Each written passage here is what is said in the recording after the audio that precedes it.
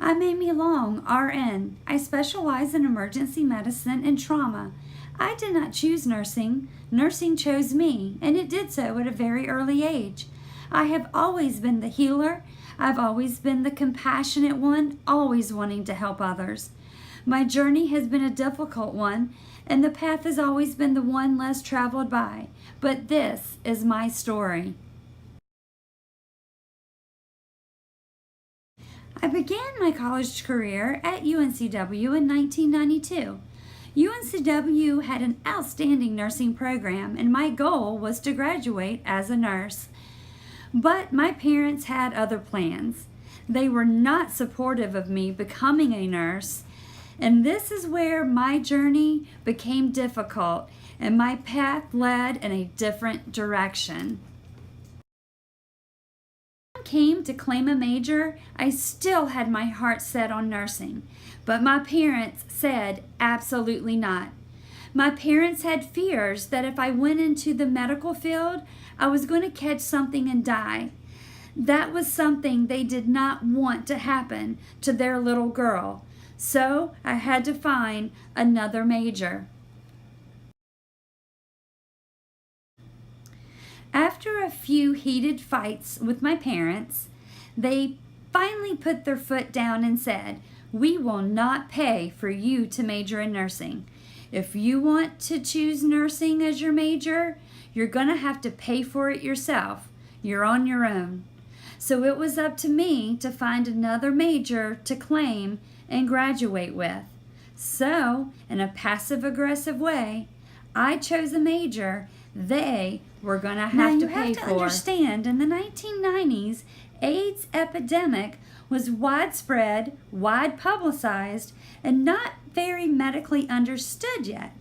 The media fueled the public sphere, and this is what fed my parents paid a whopping total of $46,000 for me to earn a degree in Parks and Recreation Management with a concentration in leisure services. It was a very interesting degree, and I really had fun counting turtle tracks on the beach.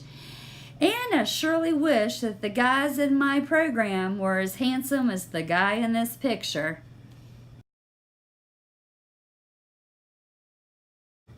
After graduating UNCW and moving to Richmond, Virginia, my path less traveled by took me to the world of EMS. I earned my paramedicine degree and worked for the Richmond Ambulance Authority for over 18 years. These were the most exciting times. I learned invaluable education and skills, such as getting certifications in ACLS, PALS, PHTLS, GEMS, and emergency skills that I still utilize today.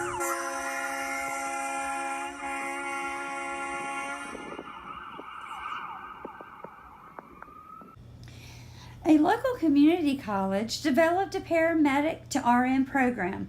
This was a dream come true. I took 2 prerequisite classes I was missing, AMP2 and math. I began my application process, and then disaster struck.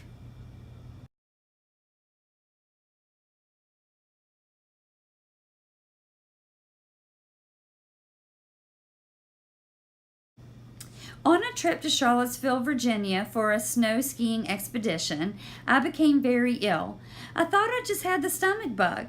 My boyfriend kept begging me to go to the hospital, but as an ER nurse, I was not going to a level 1 ER with just nausea and vomiting on a Saturday night.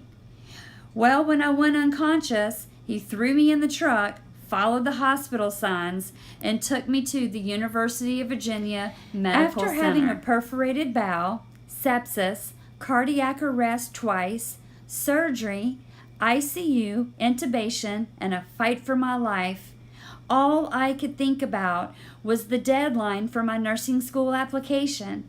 The last day of the deadline, I was discharged from UVA. My parents drove me back to Richmond to turn in the application. With 68 staples vertically down my abdomen, I literally crawled on my hands and knees into the nursing building.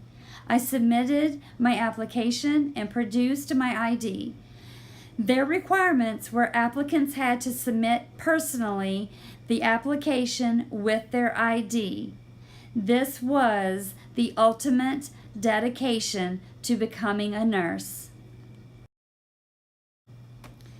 After 2 months of waiting, I received my acceptance letter. I was going to nursing school. Now, through the course of school, I had 2 more surgeries and 3 hospitalizations.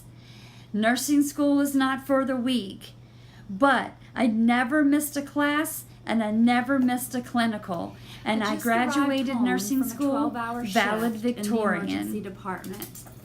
And I want to explain and try to identify myself as a nurse. As I had told you before, I specialize in emergency medicine and trauma.